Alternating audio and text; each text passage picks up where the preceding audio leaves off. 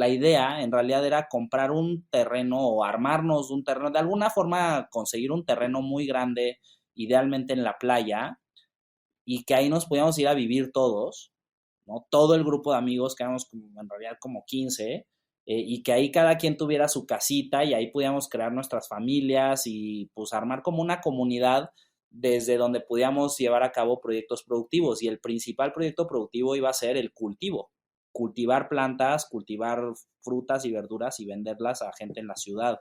Esa era un poco la idea.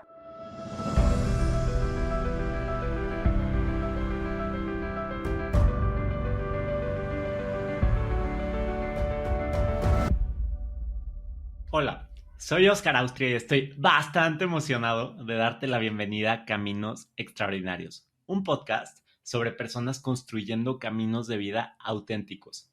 El mundo necesita más gente responsabilizándose por construir la vida que quieren, y mi newsletter comparte preguntas y recursos para impulsarnos a crecer. Regístrate en caminosextraordinarios.com/N. El link está en las notas del episodio. Ahora sí, mi invitado de hoy es Matías Veracruz. Matías es alguien que dejó un doctorado en economía para crear la cervecería artesanal Monstruo de Agua, inspirada en el ajolote. Hoy hablamos de cómo el surf cambió su personalidad, de su plan por vivir de la tierra en un colectivo con sus amigos y de su pasión por la agroecología, la alquimia y el kung fu. Mati, estoy sumamente emocionada de tenerte acá. Bienvenido. Muchas gracias por la invitación y por las palabras. No, Mati, el gusto es mío. Y para empezar, me gustaría empezar preguntándote, ¿qué onda con tu adicción a los Choco Crispies? Pues no sé, desde chavito me encantaban los cereales. Es como mi comfort food número uno. Cereales con leche, ahora ya no tomo leche, pero igual, pues sí todavía recaigo de vez en cuando. Así, por ejemplo, anoche. Bueno, pasa. Gracias por compartir eso. Oye, Mati, para quien no te conozca, ¿pudieras darme un resumen de tu camino de vida al día de hoy? Pues sí, nací en la Ciudad de México, en la Roma, en un hospital de la Roma Sur. Luego a los 7 años me fui a vivir a Inglaterra porque mis papás entraron al doctorado allá en Sussex, entonces estuvimos viviendo en Brighton 4 años, que fue una etapa pues muy formativa, ¿no? Viví en Inglaterra, digamos, de los 7 a los 11 años, entonces, pues cuando nos fuimos no me quería ir, cuando nos regresamos no me quería regresar, hice muchísimos amigos allá y, pues inclusive me acuerdo, ¿no? Cuando llegué a México yo me sentía muy inglés. Eh, Entré a una escuela bilingüe y pues hablaba como inglés y la gente estaba así de qué onda y cuando jugaban, no sé, en el mundial yo le iba a Inglaterra, o sea, como que estaba muy, muy arraigado.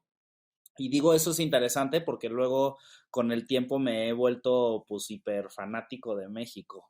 Y luego a los 18 años entré al ITAM, donde hice la licenciatura en Matemáticas Aplicadas y Economía. Y pues esos fueron 6 largos años que en retrospectiva yo los recuerdo como muy buenos tiempos y la pasé increíble, pero mis papás a menudo me recuerdan que me la viví estudiando, ¿no? O sea, me decían, brother, tú estás todo el día estudiando, o sea, sí te la pasabas bien, pero neta estabas muy clavado. Eh, y ya, y terminando la carrera en el ITAM, me fui a hacer el doctorado a Estados Unidos, a UCLA, bueno, maestría y doctorado, aunque en realidad el doctorado, por más que hay mucha gente que me dice que soy doctor y etcétera, y yo a estas alturas ya me da, pues no es hueva, nada más como pena, más bien diría quizás corregir. La realidad es que nunca entregué mi tesis de doctorado, entonces doctor no soy candidato a doctor. Y bueno, y el porqué de eso, pues igual supongo platicaremos más adelante sobre eso. Pero bueno, sí, luego regresé a México, ¿no? No entregué la tesis, regresé a México y, digamos, simultáneamente con el doctorado he estado trabajando en un proyecto con mis amigos y pues ahora sí que ha sido mi único trabajo oficial, además del doctorado, es este emprendimiento, ¿no? Que es Cervecería Monstruo de Agua y Colectivo Ajolote. No, buenísimo, Mati. Qué bueno que me platicas y ahorita definitivamente le vamos a entrar más al tema. Pero me gustaría que me llevaras a este viaje que hiciste al terminar la prepa. Yo entiendo que tenías la opción de irte de mochilazo 6 meses a Europa y en lugar de eso decidiste irte a Cabo Verde a surfear y a reconectar con tus raíces. Y me gustaría que me platicaras un poquito de, pues, qué pasó en este viaje y cómo es que te cambió. Sí, bueno, mi mamá es uruguaya, tuvo que dejar Uruguay por literalmente exiliada, fue exiliada política de Uruguay, llegó a Cuba y ahí conoció a mi papá, que es caboverdiano, ¿no? Y luego pues, se vinieron a México pues, reformar la familia, porque digamos que las hermanas de mi mamá sí se pudieron venir directo de Uruguay a México, pero ella no pudo, ¿no? Por cuestiones que darían para hablar muchas horas al respecto. Eh, entonces, digo, todo eso para poner en contexto que si bien yo soy mexicano, pues la verdad es que yo soy mexicano de primera generación, o sea, mi familia, por el lado de mi papá y por el lado de mi mamá, pues no son mexicanos, entonces siempre hubo como esta multiculturalidad en mi familia y si bien en los primeros 18 años de mi vida, pues yo fui a Uruguay una sola vez, pues fui a Cabo Verde 5, ¿no? Cuando estábamos viviendo en Inglaterra fui varias veces, fuimos alguna vez desde México y alguna vez inclusive vinieron a visitar familiares de Cabo Verde a México. Entonces, en efecto, cuando estaba terminando la prepa y pues con la gran fortuna y privilegio que tengo, pues muchos de mis amigos y amigas, eh, pues es común que gente, digamos, en ese estrato se vaya de mochilazo por Europa y yo como que queriendo buscar algo diferente, decidí que más que irme a brincar de país en país, estar un par de horas en algunos países, etcétera, como que quería establecerme un lugar un rato y decidí que eso sería Cabo Verde, porque como que un día, o sea, fue muy, ¿no? Raro el proceso, o sea, sabía que me quería a algún lado, no sabía bien a dónde, de repente me cayó, ni sé bien exactamente de dónde el chip de que quería aprender a surfear, y luego conecté con que en Cabo Verde se surfea, ¿no? O sea, hay buenas olas, y entonces dije, no, pues perfecto, me voy a ir a Cabo Verde a postrarme ahí 2 meses y pues aprender a surfear. Y lo hice, ¿no? Me fui, me acompañaron dos pues, amigos del alma, ¿no? Que considero mis hermanos, pero estos dos en particular pues, son Pablo y Pedro. Y ahí estuvimos 2 meses. De hecho, resultó que las olas no estaban tan buenas, no era la mejor época del año para surfear, cosa que yo tampoco ni entendía bien, como por qué había una época y otra no. O sea, y pues sí, resulta que hay temporadas en el mundo. Eh, y entonces más bien nos tocó hacer kitesurfing.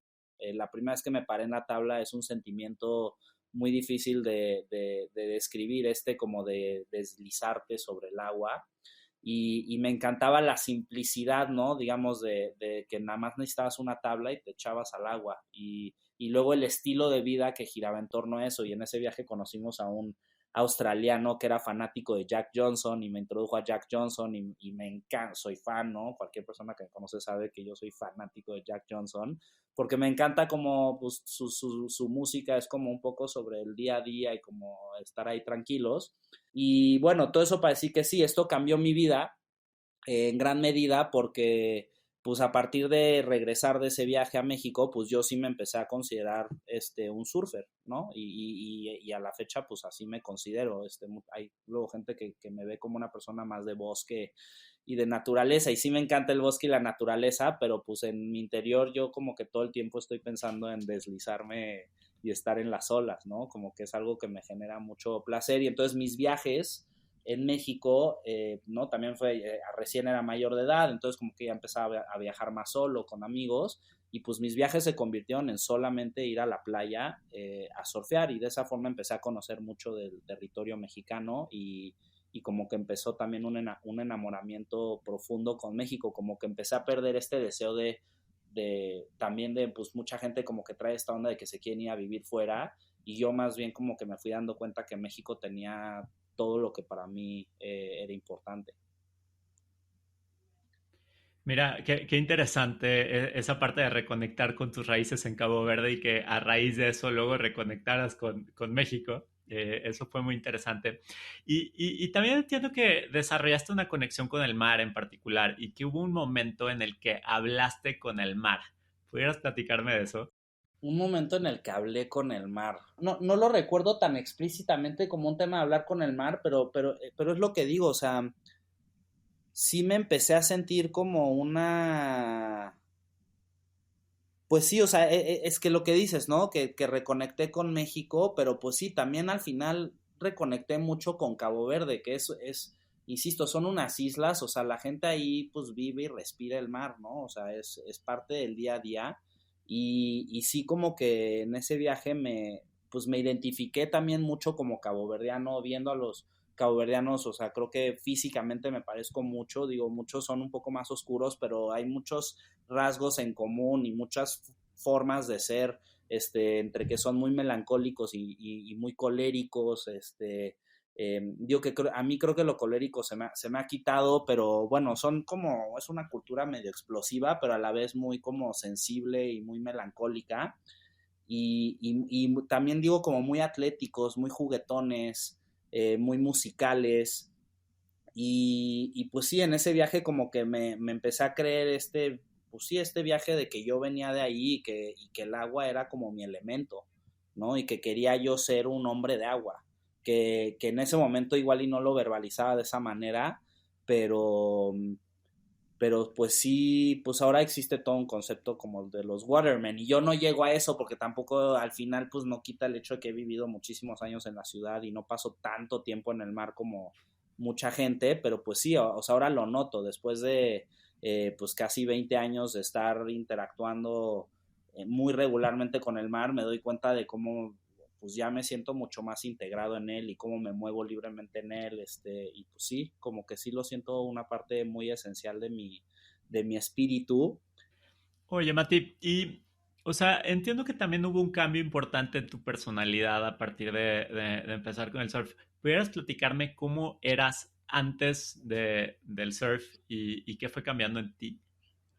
Pues creo que, o sea, diría que, no, hace rato mencioné que era medio necio o medio colérico, este, diría que antes, o sea, considero que siempre he sido un relativamente buen tipo, pero sin duda me volví mucho más alivianado, ¿no? Y mucho menos prejuicioso. Entonces sí, o sea, creo que con el surf, con empezar a viajar mucho y como en que se volviera un poco mi ambición, eso me llevó a un proceso, pues sí, como de apertura, ¿no? Y de conocer nueva gente, pues sí, como que se rompieron muchos estigmas que tenía en mi interior. Me parece muy curioso porque tú lo has dicho en otros foros que te considerabas arrogante y vanidoso y te has vuelto más humilde y austero. Y eso me parece como virtudes súper interesantes.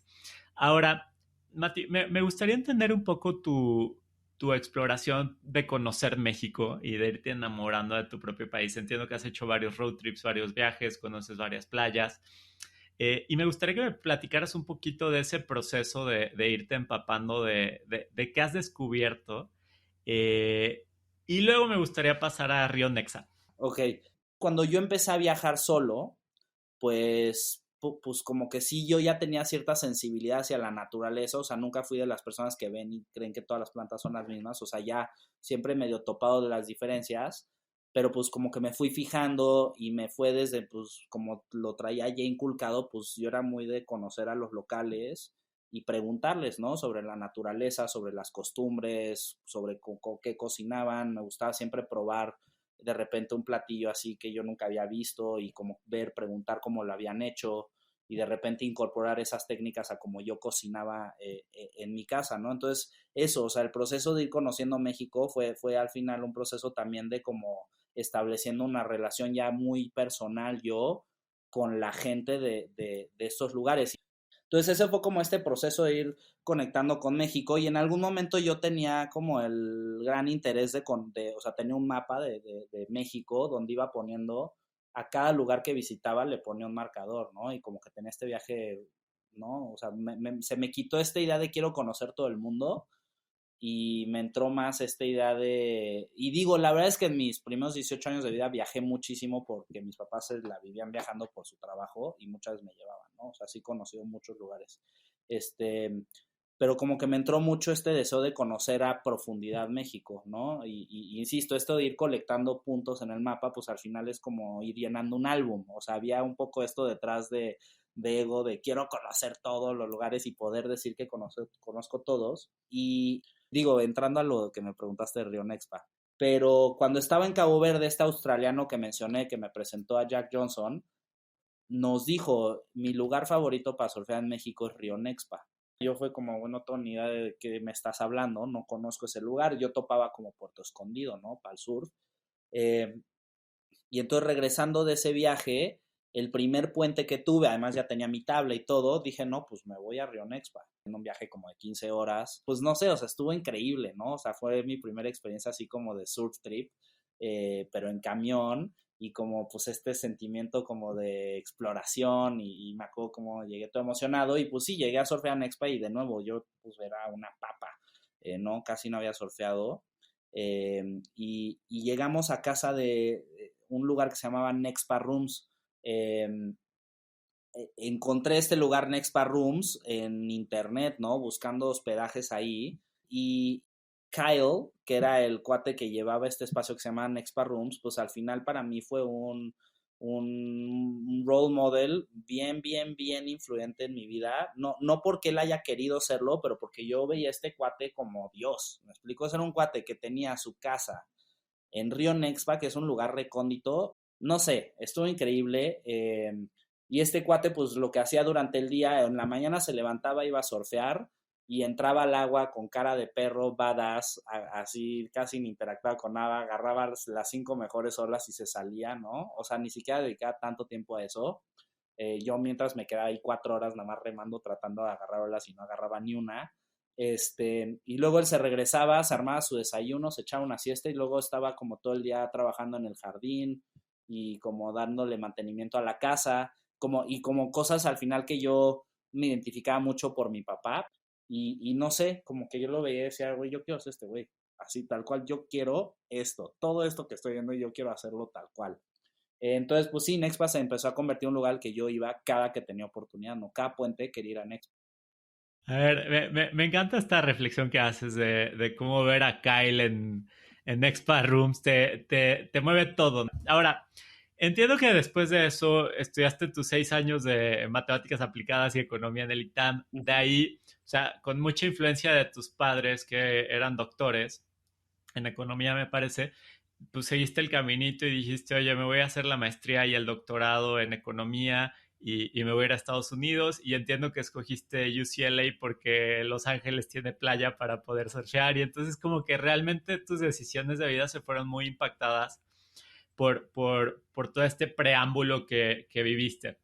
Llegas a la maestría, la terminas y entiendo que en algún momento te reúnes con, bueno, que en Estados Unidos también empezaste a ver mucho este movimiento de comida orgánica y ecología y cerveza artesanal y en algún momento, en alguna conversación con 12 amigos tuyos, como que deciden formar una cervecería artesanal en México.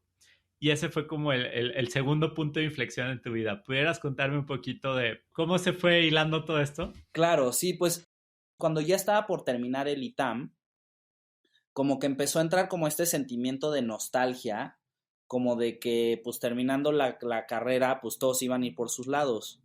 Y entonces con otro amigo, que él lo conocí en el ITAM, pero pues que sin duda ha sido muy influyente en mi vida y en toda esta etapa que estoy a punto de platicar, que se llama Alejandro Arriaga, pues estuvimos platicando mucho de idea de crear un colectivo. Y lo habíamos platicado entre varios, pero con Alex es como con quien neta me sentaba horas a debrayar sobre esa idea. Y entonces queríamos hacer como un colectivo de nuestros amigos y trabajar en un proyecto productivo. Y cuando hablaba con Alex, la idea en realidad era comprar un terreno o armarnos un terreno, de alguna forma conseguir un terreno muy grande, idealmente en la playa, y que ahí nos podíamos ir a vivir todos, ¿no? Todo el grupo de amigos, que éramos en realidad como 15, y que ahí cada quien tuviera su casita y ahí podíamos crear nuestras familias y pues armar como una comunidad desde donde podíamos llevar a cabo proyectos productivos. Y el principal proyecto productivo iba a ser el cultivo, cultivar plantas, cultivar frutas y verduras y venderlas a gente en la ciudad. Esa era un poco la idea. Entonces empezamos con Alex como a aterrizar esa idea y en el 2012, me parece que en enero del 2000, bueno, en diciembre del 2011, rentamos una casa en Puerto Escondido precisamente y nos fuimos todo el grupo de amigos para aterrizar el concepto del colectivo, que en ese momento no era colectivo Ajolote, era el colectivo, ¿no? Y vinieron, pues fuimos, me parece, si mal no recuerdamos, como 12 en ese viaje, y pues ahí lo que hicimos es, pues digo, aparte de ir a la playa y todo, pero todos los días en la mañana estábamos, me acuerdo, unos en hamacas, unos ahí, cada quien en su viaje, y obvio, echando chelas y lo que fuera, pero pues básicamente, y yo con la computadora, así anotando todas las ideas, como tratando de estructurar todo lo que iba a ser el alcance del colectivo y de qué se iba a tratar. Y entonces, entre la lluvia de ideas de cosas que podíamos hacer, pues una de las ideas fue que podíamos hacer cerveza. ¿Y por qué cerveza? Porque, bueno, yo por mi lado, todo lo que ya platiqué, que siempre fui muy curioso y me gusta hacer las cosas yo mismo, pues vi en un viaje por Europa, conocí a un uruguayo que vivía en Francia, en París, que hacía su propia chela. Y yo ni tomaba chela, pero sí me llamó mucho la atención que podías hacer tu propia chela, sobre todo porque me impresionaba que le podías meter gas a algo hecho en casa. Entonces, el uruguayo me dijo, no, pues sí, mira, sí, un kit y no sé qué. Y pues yo llegando a México de ese viaje, me armé un kit de cerveza, que fue complicado, pero conseguí los elementos. Y por mi lado hice chela y no quedó nada chida. Bueno, quedó muy chida de sabor, pero no tuvo gas. Entonces, pues ya como que ahí lo dejé. Mi papá cuando se enteró que hice chela y no lo invité, se traumó, porque además su tesis de doctorado fue precisamente sobre la cerveza, entonces, o sea, sí, se traumó. Y entonces me estuvo chingue de como 2 años diciendo, oye, vamos a hacer chela, vamos a hacer chela, vamos a hacer chela. Y entonces un día, pues, se armó y fue como, órale, vamos a hacer chela. Y entonces en esa segunda vez que hice chela, literal la segunda vez, como que me clavé un poquito más en el procedimiento para entender por qué no me había quedado con gas la chela. Ya lo entendí y entonces hicimos una cerveza en el, ¿no? Pues en el 2012 y quedó muy buena. O sea, la hicimos por ahí de abril del 2012 con mi papá, nada más él y yo. Quedó muy rica. Entonces, pues la empecé a compartir con mis amigos y mis amigos estaban de, está increíble esta chela. Y luego, justo antes del doctorado, yo tuve 6 meses ahí medio muertos y decidí irme a hacer irme a trabajar de becario a una empresa que estaba en Los Ángeles, que se dedicaba a producir, a hacer arrecifes artificiales. Me tocó vivir muy de primera mano el crecimiento del movimiento de la cerveza artesanal en Estados Unidos, ¿no? Entonces, cuando volví después de esos 6 meses allá, justo para este viaje de Año Nuevo, pues ya había hecho la chela, a la cual no le daba mucha importancia más allá de nada, es decir, oye, neta está muy buena. Y entonces, en todo este rebote de ideas de todas las cosas que podríamos hacer, una de los spin-offs que podía tener este proyecto del colectivo era hacer cerveza.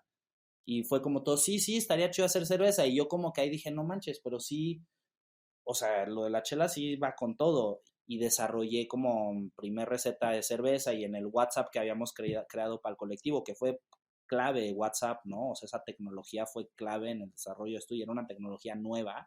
Pues yo empecé a hablar solo de chela. Y entonces empezamos todos colectivamente a aterrizar el proyecto de la chela, pero también un poco establecer la estructura del colectivo a nivel de, pues íbamos a ser socios. ¿Qué onda? Íbamos a ir todo por partes iguales, esa es la idea original, que íbamos a ser socios en partes iguales, pero pues ahí como que empezaron a entrar muchas cosas de mi lado de economista y habíamos varios economistas y entendíamos que pues los incentivos así no funcionan, o sea, no pueden ser todos partes iguales y no todos trabajan igual. Entonces empezó también un proceso como de entender cómo crear una sociedad en la que tienes a 12 personas con, pues, muy, o sea, todos amigos, pero pues muy interdisciplinario y donde todos aportan cosas de forma muy diferente. Y fue un proceso bien, bien, bien chido. O sea, neta, yo estaba pegado al WhatsApp todo el día y todos. Y fue así más o menos como se fue gestando esto del colectivo, que eventualmente Rodrigo, estábamos rebotando ideas de colectivo, qué colectivo, y pasamos por 1000 nombres, y un día, y que nadie, era muy difícil poner de acuerdo a 12 personas, y un día Rodrigo dijo colectivo ajolote, y todos fue colectivo, o sea, obvio. Y en ese entonces igual, vamos, no quiero decir que nosotros pusimos de moda el ajolote, porque para nada, pero sí como que tuvimos esa sensibilidad de que, pues sí, o sea, sí fuimos creo que no, estábamos en un momento de nuestra edad y de la vida donde el ajolote sí como que era como, no mames, ahí está, o sea, el ajolote es este animal del que casi nadie habla y es bien chilango y bien mexa, y fue como, no, pues obvio, o sea, somos colectivo ajolote. Y así fue muy como intuitivo porque decidimos llamarnos colectivo ajolote, y luego empezó toda esta exploración a través del ajolote y darnos cuenta que, pues, o sea, no, o sea, ahorita lo veo en retrospectiva y es como el ajolote literalmente no pudo haber sido otro animal que cayera mejor en nuestro viaje. Mati, me parece la historia de origen más inspiradora que he escuchado en mi vida. Qué Está chido. buenísima. También me parece una manera de generar un vínculo vitalicio con tu grupo de amigos. Y entonces como que parece que por encima parecería que lo que fundaste fue un colectivo cervecero, pero creo que debajo de eso hay muchas más raíces, ¿no? Este vínculo con tus amigos, el amor por México, el amor por la agricultura regenerativa, usar ingredientes locales, crear, emprender, etcétera, etcétera, etcétera, que bueno, fascinado con la historia. Ahora, Mati, si tu vida a partir de que dijeron, vamos a crear el colectivo Ajolote, fuera una película hasta el día de hoy, ¿qué escenas meterías en el tráiler? ¿Qué escenas? Pues vamos, digamos, entre ese año nuevo del 2000, 3, o sea, ¿no? De pasar del 2002 al 2013, donde todos como que dijimos, órale, ya, vamos a hacer un colectivo, pues, ¿no? Ahí empieza, diría, la película, con todos en Puerto Escondido como rebotando ideas, y luego pasa por mí regresando pues a Estados Unidos y pues produciendo chela por mi lado, yo allá en botecitos de 4 litros, luego por Zoom, bueno, no era Zoom, era Skype en ese entonces, estaban también haciendo chela acá en México, y una vez inclusive se fueron todos mis amigos a casa a casa de mis papás para que hacer la chela con mi papá, que pues ya la había hecho conmigo una vez, entonces medio los podía guiar. Eh, y ahí es cuando como que empezó a avanzar con más velocidad, pues todo el proyecto. Empezamos a hacer como nuestras primeras, o sea, ya no nada más estábamos haciendo chelitas para tomar entre nosotros, sino ya empezamos a hacer como nuestros primeros muestras comerciales. Y entonces llega el primer aniversario del colectivo Ajolote. Y ahí en ese evento, y digo porque sí, al menos en mi vida personal, sin duda fue como un momento, ¿no? Sustancial. En ese primer aniversario conocí a mi ahora exnovia, que es Alix, ¿no? O sea, fue en ese primer aniversario que la conocí, y pues sí, la verdad fue de que nos conocimos y salieron cohetes y estrellas, y, o sea, y estuvimos pues en una relación muy intensa durante 8 años. Por la complejidad de mi tesis empecé a traer asesores de distintas universidades y se empezaron a pelear entre ellos, o sea, se empezó a poner todo muy difícil, y pues ahí fue cuando dije, no, o sea, sí trabajé un chingo, le dediqué mucho tiempo a la tesis, pero como que por mis razones, como que yo lo empecé a ver como que, ¿saben qué? Yo tengo que, ya no puedo seguir perdiendo tiempo con el doctorado, o sea, me costó mucho aceptarlo, ¿no? Pero yo me di cuenta que no podía hacerlo todo, ¿no? Y fue la primera vez en mi vida, de veras, donde dije, no puedo. O sea, yo no puedo hacer esto y lo otro, y bien las dos cosas.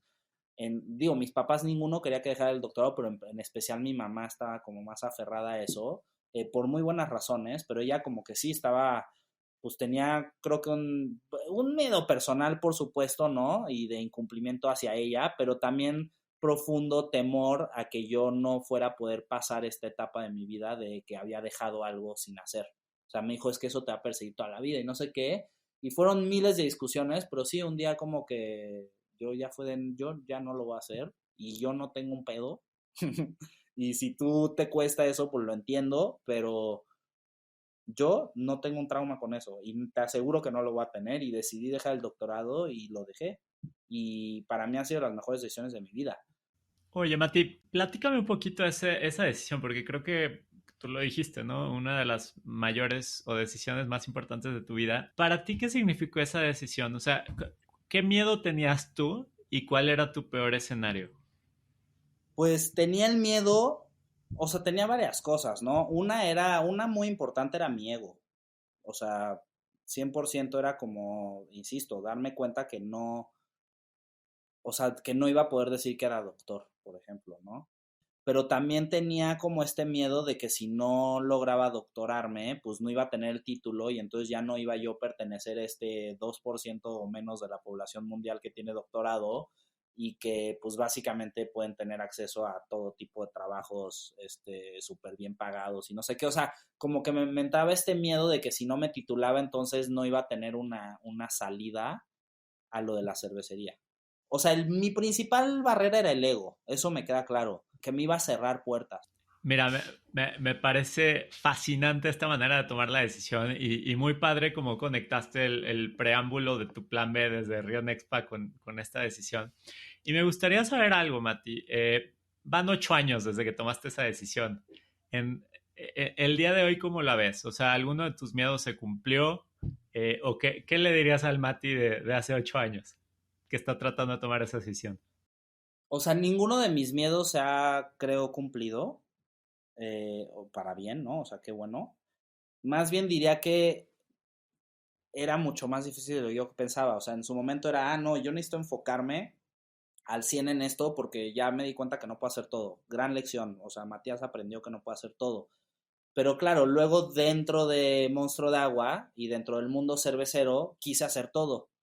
Y no me refiero solo de yo hacer todo dentro de la empresa, que también ha sido un problema, pero también yo veo hacia atrás y considero, siempre toda la gente me anda diciendo es que necesitas aprender a delegar y aprender a delegar, y yo es como, güey, o sea, deja tú yo, Matías, o sea, yo tengo muy delegado todo, o sea, y cada vez, o sea, delego muchísimo, podría probablemente delegar más, pero sobre todo lo que más bien me doy cuenta es, o sea, me entró esta misma ambición ahora dentro de la cerveza y entonces quise hacer todo, y entonces quería hacer chela de todos los ingredientes que hay, pero también quiero hacer kombucha y sidra y vino y digo, y sigo en esas, ¿no? Pero eso, o sea, eso es lo que como que ha sido un proceso bien difícil, como de también entender que no, de nuevo, no puedo, no podemos, ahora no solo yo, pero Monstruo Agua tampoco puede hacer todo. Y me cuesta, ¿no? Porque yo siento que tengo muchísimas ideas y veo que hay cosas que no existen y que quiero presentar al mundo. Y pues sí, pero cada una es todo un esfuerzo y al final son esfuerzos que tampoco es como que, o sea, yo desde el inicio fue, no, vamos a hacer cerveza con ingredientes mexicanos. No, en 2 años, llevo diciendo esto 10 años, ¿no? En 2 años vamos a ser rentables.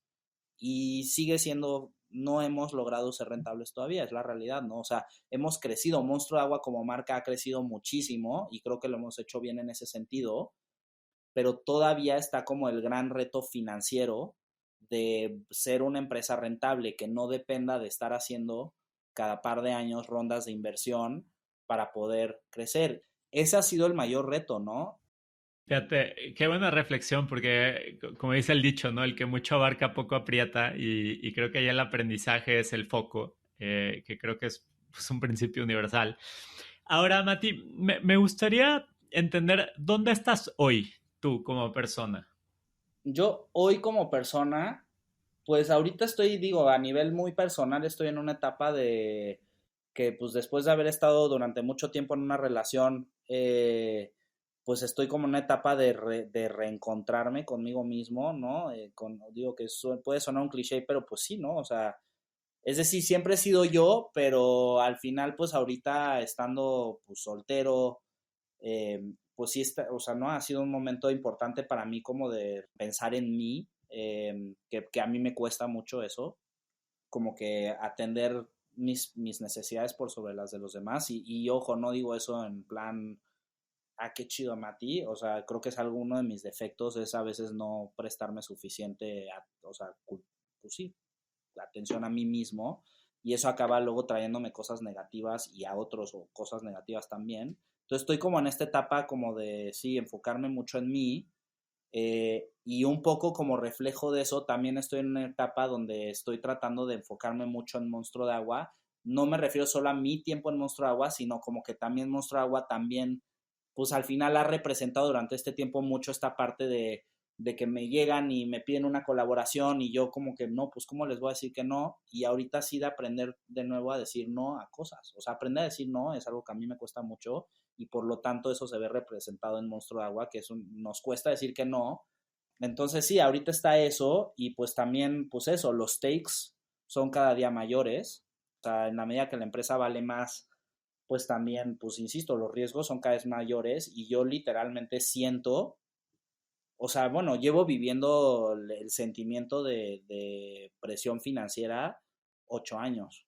O sea, desde que empezamos a tener empleados, y luego cada vez más y sobre todo a partir de la pandemia, pues sí, o sea, empecé a sentir las restricciones presupuestales así serias, de oye, a ver, necesito pagar nómina, pero pues ya casi no hay dinero en la cuenta, hay que buscar inversionistas, o ya encontraste inversionistas, pero no han puesto todavía el dinero, ¿no? Entonces, o sea, empezar a vivir neta con el sentimiento constante de que voy a quebrar al día que sigue.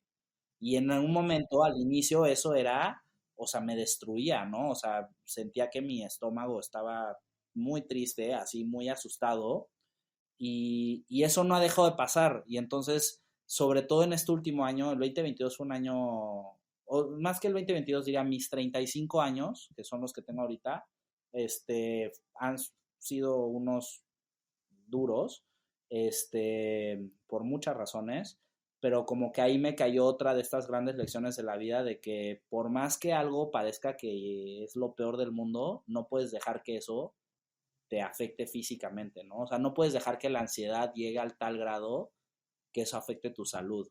Porque es impresionante cómo el cuerpo, pues sí, neta, sufre cicatrices emocionales de todos tipos, ¿eh? Aquí no estoy hablando de que si la novia, no sé qué, estoy hablando de sucesos de la vida que pueden ser muy duros, pero que no dejan de ser duros porque no dejes, o sea, no necesitas destruirte físicamente y de ansiedad para que algo deje de ser tan importante como puede ser. Y hablo sobre todo de cosas malas, ¿no?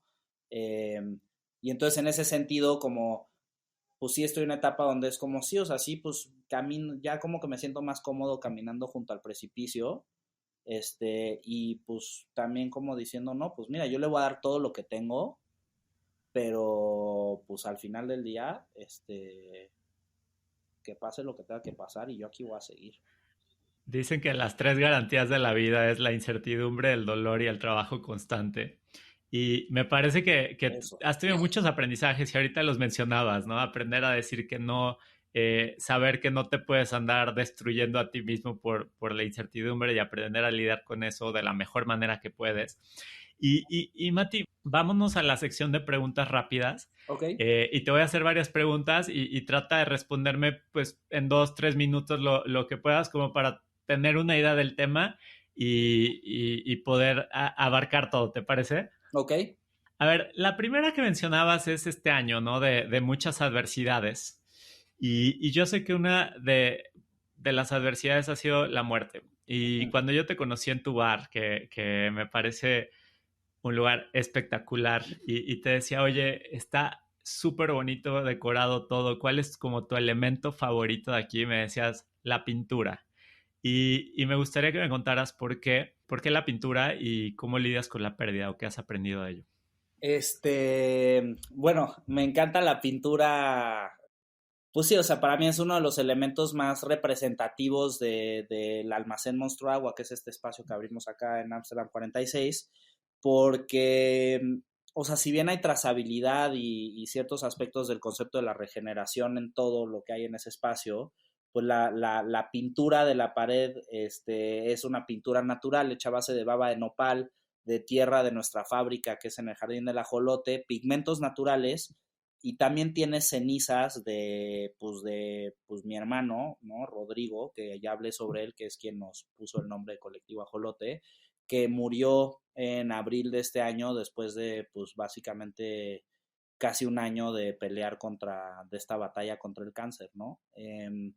Entonces sí, o sea, él de hecho ni llegó a ver el almacén y es una gran pena, pero bueno, para mí es un elemento bien importante porque para mí es muy chido, eh, pues sentir que hay como, pues sí, hay una esencia muy literal en ese espacio, ¿no? O sea, yo para mí ahí está Rodrigo, es un templo donde yo puedo compartir con él momentos y todos, este, y digo, y lo comparto porque, pues más que como para de nuevo, para alardear o lo que sea, pues para mí como que sí, la gente en general cuando les cuento eso, pues es una forma muy directa de dejar claro toda la intención y todo el alma que está metida en ese espacio, ¿no? Entonces, por eso es mi elemento favorito.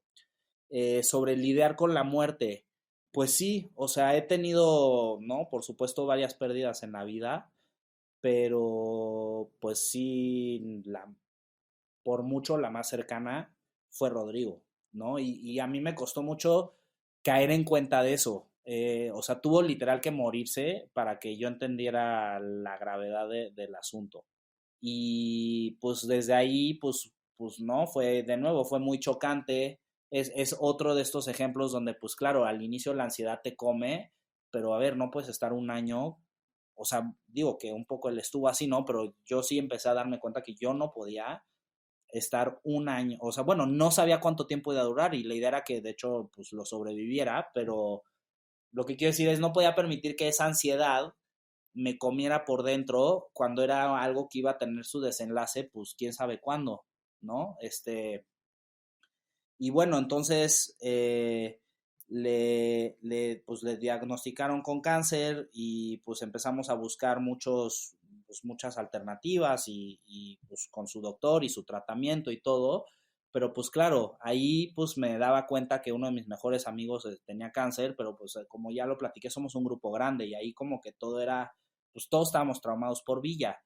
Eh, y bueno, hubo ahí sus particularidades del proceso, ¿no? Y cada quien lo vivió a su manera y las ansiedades distintas y como pues hubo obviamente mucho llorar, pero yo como que muy rápido, y sí creo que eso es algo que me caracteriza, es que normalmente ante la adversidad me puedo traumar, pero normalmente tengo la capacidad de darle la vuelta, sí, no sé, cómo decir, a ver, bueno, esto es lo que es, y más bien cómo hago que esto sea lo mejor que puede ser. Y entonces, en el caso de Rodrigo, para mí, como que muy temprano dije, no, pues yo nunca voy a perder la fe en que se va a curar y echarle todas las ganas para eso, pero pues yo, por sobre todo, lo que voy a tratar en este tiempo es tener tiempo de calidad con él, ¿no? O sea, buscar tener el mejor tiempo de calidad con él y no voy a tratar de no estarle todo el día hablando sobre su enfermedad porque sé que eso le caga y tampoco al final quiero que el tiempo que me queda con él ya solo se haya dedicado a ver cómo se cura. Entonces, y bueno, ¿no? Eso fue como una cosa que sí muy, muy conscientemente ejercí durante ese año y pues sí, eventualmente pues, ¿no? O sea, ahora sí que el cáncer ganó, Rodrigo falleció y algo que sin duda digo en retrospectiva es que creo que siendo las cosas como acabaron siendo, no veo cómo pude haber tenido un mejor último año con Rodrigo que el que tuve. Pero pues Gracias bien, por ¿no? compartir esto y lo siento mucho, Mati. Yo sé que fue una pérdida importante en tu vida y me gustaría preguntarte, ¿hay alguna herramienta que hayas usado o que recomiendes para lidiar con el duelo? Pues digo, de nuevo, tengo la muy gran fortuna de tener una red de apoyo muy grande, ¿no? De todos mis amigos del colectivo, de mi familia, etcétera. Entonces, pues nosotros, pues digo, sobre todo diría que mis amigos, la música, o sea, o sea, sí, no, es decir, le daría el consejo a la gente digo, es que de nuevo ahí sí, al final no deja de ser una pérdida colectiva y pues lo que nosotros hicimos fue, o sea, su velorio fue una fiesta, a la semana después tuvimos otra fiesta, o sea, y pues ahí estábamos juntos como amigos bailando reggaetón porque a él le encantaba el reggaetón y pensando en cómo él le hubiera encantado estar ahí y pues sí, o sea, haciendo lo que a él más le gustaba hacer, compartiéndolo. Entonces sí, yo fue pues con mis amigos, con mi familia, o sea, el apapacho del calor humano que entiendo que hay gente que no tiene necesariamente ese privilegio. Gracias por compartir esa historia. Otra vez, toca fibras sensibles y es una gran historia. Me parece una gran forma de celebrar la vida de alguien muy importante en tu vida. Sí. Ahora, hablando de herramientas, sé que eres alguien que le ha entrado recientemente al tema del kung fu, a la yoga, al tema espiritual, a las filosofías orientales. Y, y me gustaría entender un poquito cómo ha sido tu experiencia adentrándote en ese mundo y qué has aprendido. Digo, entiendo que hasta compraste tu espada y tu bastón de Kung Fu y realmente es una pasión en este momento para ti como lo fue el surf hace unos años, ¿no? ¿Pudieras platicarme un poquito qué has aprendido de todo este recorrido y cuál es tu filosofía de vida en este momento? Sí, o sea, en realidad la primera vez que hice yoga fue cuando tenía como 17 años, ¿no? Hice yoga como durante un año y luego lo dejé y no lo volví a retomar hasta hace como 7 años. Y pues yo soy clavadón, o sea, yo en general como que soy bastante, o sea, ya que empiezo con algo, pues sí le suelo dar un buen rato. Me empezó a gustar bastante la yoga y luego empecé pues, a mejorar y entonces me empecé a clavar con Ashtanga, que es como un tipo de yoga particularmente demandante. Y en ese proceso conocí a un profesor que se llama Juan Pablo Pacheco de yoga y justo cuando empezó la pandemia, bueno, poquito antes de la pandemia, como 6 meses antes, él fue reduciendo las clases que daba y ya dejó de dar 3 días, empezó a dar dos y de repente fue, no, ya solo voy a dar un día. Pues dijo, no, pues mira, yo no puedo dar ya más a la semana, pero ¿por qué no te vienes al Kung Fu conmigo? Él tomaba Kung Fu y fui con él y pues me encantó, o sea, era una práctica súper exigente y en la cual pues automáticamente me noté que pues, se me daba. A la vez me era difícil, pero sí lograba avanzar. Entonces me fui clavando y pues sí, empecé de plano ir diario, ¿no? O sea, era Kung Fu lunes, miércoles y viernes, Tai Chi martes y jueves, y pues eso. Y eso sí me ha quitado muchísimo la eriza del surf. O sea, ahora como que pueden pasar igual y 2, 3 meses que no voy a surfear y todo bien. Y lo padre es que cuando voy a surfear me doy cuenta cómo me ayuda muchísimo en mi práctica del surf, porque pues o sea, mucha de la explosibilidad y muchos de los aspectos del Kung Fu son muy útiles en el surf. Este, y sí, pues después de como un año y cacho de estar practicando, pues tocó aprender a usar ahora armas. La primera con la que aprendí fue la vara, entonces me armé mi vara, y luego pues tocaba el sable y ahora estoy con la espada, y sí, me encanta, aunque la verdad mi favorita es la vara. Para mí la espada, el sable son como artefactos ya muy procesados en cierto sentido. No, no tienen nada de malo y me encantan, pero me fascina la vara, que es, pues todo puede ser una vara, ¿no? Entonces sí, llevo ahora ya trabajando con armas, como casi 2 años. Mati, me parece fascinante este tema. Siento que la gente que te conoce dice que eres un autodidacta y alguien sumamente curioso en muchísimos temas. Entonces, ahorita mencionaste un par de temas, además de las prácticas físicas y espirituales que tomas, pero también mencionabas lo de herbolaria. Y entiendo que has tomado todo tipo de cursos, ¿no? De herbolaria, de alquimia, de procesos regenerativos, de empresas sostenibles, agroecología, economía circular, etcétera, etcétera, etcétera. Y eres alguien que no solo tiene una amplitud de temas, sino que también una gran profundidad.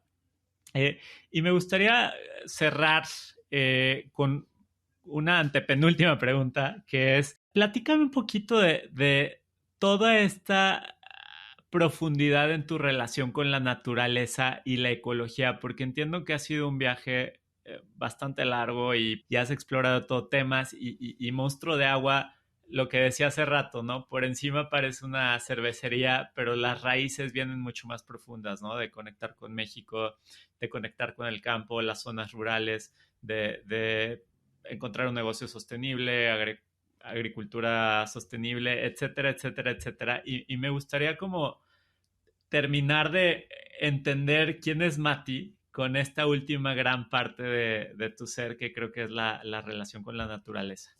Sí, ajá, bueno, como que hay esa conexión con las plantas así, pero pues no sé, te diría, no sé, ahora pienso y veo mi carta astral, por decir, y pues sí, o sea, soy Virgo, soy tierra, leo mi carta astral y me identifico mucho con pues cosas que igual y son más de mi naturaleza, que van más allá o sea, que claro, son mi singularidad, pero, o sea, sí, yo me siento profundamente conectado con la tierra,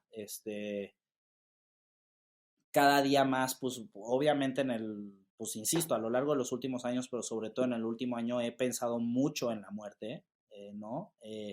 Pero pues justo como que es, por supuesto, probablemente la cosa que más miedo me da, pero al mismo tiempo empiezo a sentir eh, pues cierta confianza, cierta satisfacción, cierta seguridad en que pues de veras yo ahí voy a regresar, ¿no? O sea, como que le voy perdiendo temor a la muerte, no por eso te digo que voy a hacer tonterías, ¿no? O sea, no me quiero morir y mi instinto es huir de ella como buen ser vivo, pero como que sí, o sea, siento ya un grado de conexión y de acobijamiento en la naturaleza que pues sí, me genera mucha confianza y cuando estoy en un bosque o en el mar o en donde sea, pues me gusta como que ir y postrarme en la piedra, en el árbol, subir el árbol, como que sí, no sé, sentirme ahí, no sé cómo explicar esa conexión, ¿no? Pero me encanta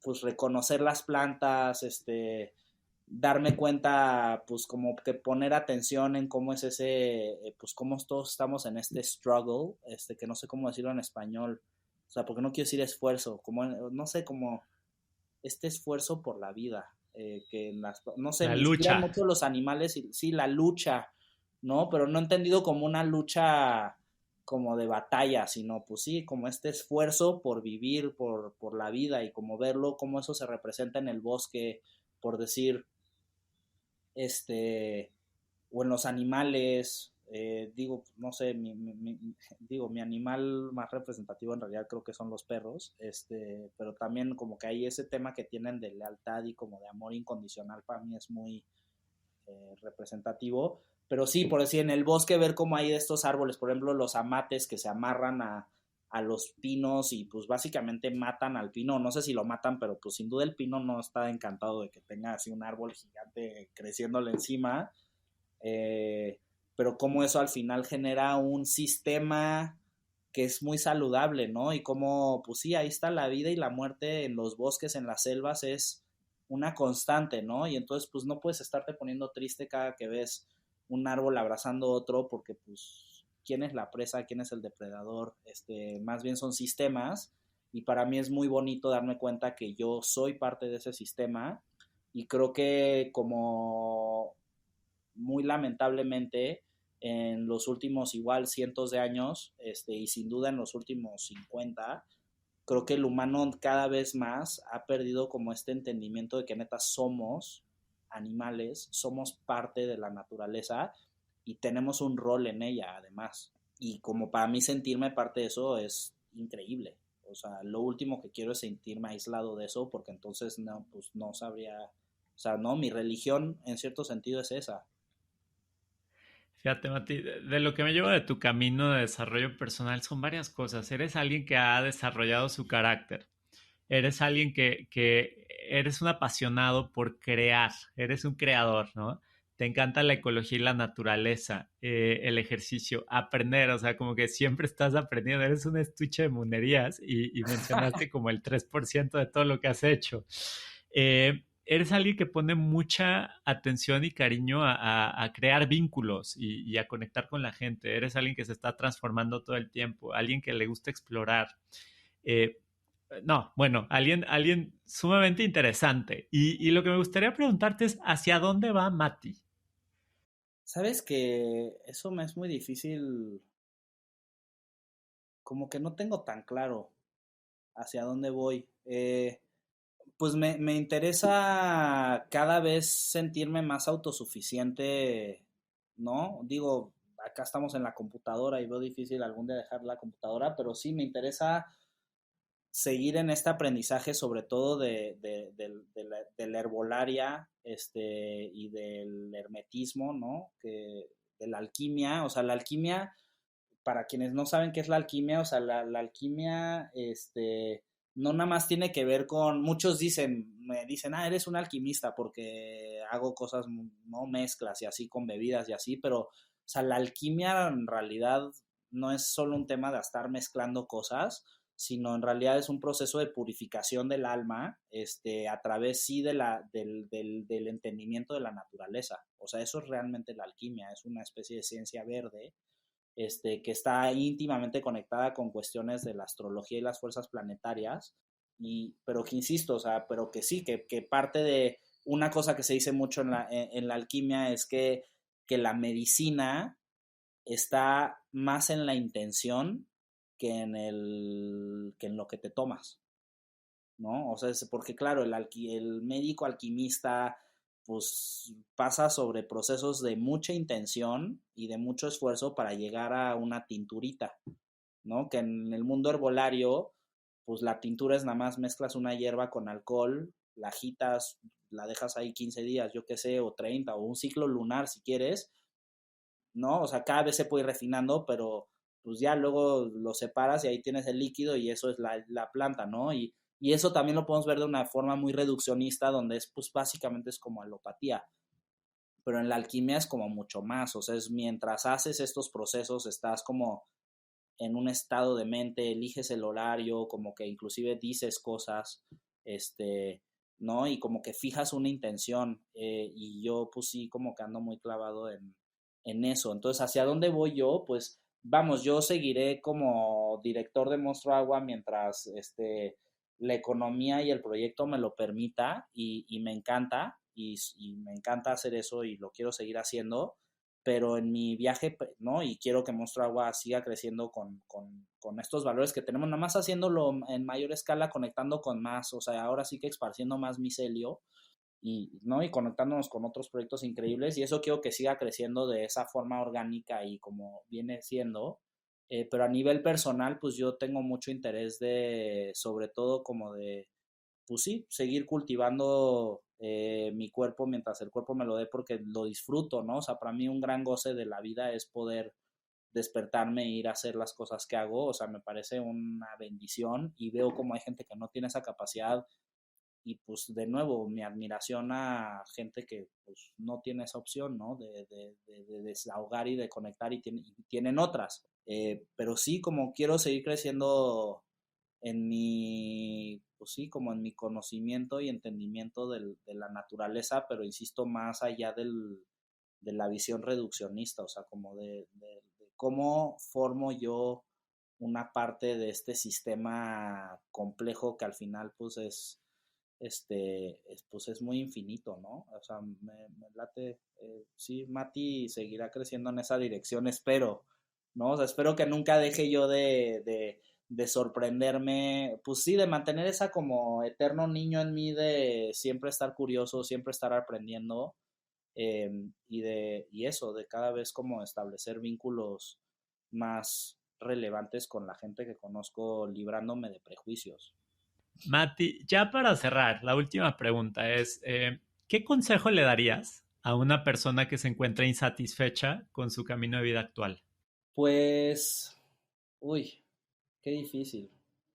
Pues, o sea, buscar los cambios de perspectiva, ¿no? Si estás insatisfecho, pues, es que valora, o sea, lo pienso, ¿no? Y por ejemplo, me doy cuenta que emprender no es para todos, ¿no? O sea, no es como, pues veías tu cosa. O sea, no necesariamente es para todos. O sea, quizás no, la insatisfacción uno cree que viene de su trabajo, pero igual y la solución a esa insatisfacción no es cambiar de trabajo, que es lo que muchas veces muchos te dirían, eh, sino más bien como qué estás haciendo en tu tiempo libre, ¿no? Busca, o sea, yo siempre recomiendo, o sea, cosas que creo que nos revitalizan, digo, pero es por experiencia personal, pero sí, pues son como esto, o sea, nuevas rutinas, los hobbies, o sea, para mí, si alguien está insatisfecho, le recomendaría hacerse tiempo para desarrollar un nuevo hobby, o si ya tiene un hobby muy claro que es parte de su satisfacción, no puede dedicarle tiempo, eso es hacerse tiempo para dedicarse a sus hobbies. O sea, sí, creo que es algo muy concreto, es como o sea, si algo no estás contento, ármate espacio para hacer algo que quieres para ti y a ver qué te trae eso. Sería mi sugerencia. Digo, más allá del clásico ve y habla con tus amigos y todo eso, pero pues sabes, pensando en muy genérico, pues igual y no tienes amigos, igual y no es esa tu opción, pero eso, o sea, como busca armarte el espacio para dedicarte a hacer algo que tú tienes ganas. Y luego lo difícil es, pues es que no tengo no sé qué quiero hacer, no tengo ganas de nada. Y pues entonces, pues ve y prueba, así ponte a probar cosas. Fíjate, creo que es un consejo que das basado en la experiencia con todo lo que has hecho en surf y ahorita Kung Fu, etcétera. Entonces, qué coherente, eres una persona muy coherente, Mati. Yo estoy sumamente agradecido contigo por estar acá, te aprendí muchísimo y estoy muy emocionado de haberte conocido. Muchísimas gracias por darte el tiempo y por compartir todos estos aprendizajes a lo largo de tu vida. Muchas gracias, Oscar. Para mí, pues también ha sido un gusto este recorrido contigo y pues espero que, pues sí, que de aquí pueda ir naciendo una muy chida amistad y muchas cosas más que aprender. Yo también he aprendido mucho de mí, gracias a ti, así que también te agradezco por eso. Matías me parece alguien sumamente curioso, apasionado, comprometido con la ecología y con México. Antes de irte, entérate de cada nuevo episodio de Caminos Extraordinarios dando clic a seguir en Spotify, Apple Podcasts o YouTube. Y comparte este episodio con gente que busque crecer. Yo soy Oscar Austria y puedes encontrarme en el Instagram caminos.extraordinarios. Eso es todo por hoy. Nos vemos en el próximo episodio de Pepe Villatoro, del cual te dejo una probadita. Uno, digamos que mi tip número uno en la vida, o no tip, pero sí una reflexión que escuché de otros mentores es que la decisión más importante que haces en tu vida es tu pareja. Y luego, ya que encontré a Lindsay y que construimos una relación de pareja, me di cuenta de, ay, sí es cierto, de que sí era cierto porque empiezas a jugar en equipo, empiezas a multiplicar exponencialmente, empiezas a crecer muchísimo más entre dos que entre uno.